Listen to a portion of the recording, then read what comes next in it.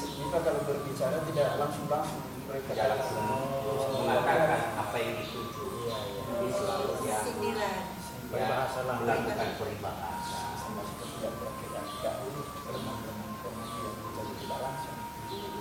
Ada ceritanya. Ya, memang itu kalaunya Semacam itu. Ya, semacam itu. Langsung menyampaikan atau mengatakan apa isi hatinya itu. Jadi selalu dia sampaikan dengan amai bola berbahasa itu. Kalau dicatat kan bagus. Iya. Judulnya itu, Iya. ya, kemudian dicetak. Bapak kalau dicatat itu boleh hubungi kami. Jadi bisa nanti kan bisa kita butuhkan, ya kan Pak? Boleh. Bapak catat nanti kan. Jadi buat bahasa versinya, bahasa versinya kita butuhkan kata untuk anak-anak bisa mengenali.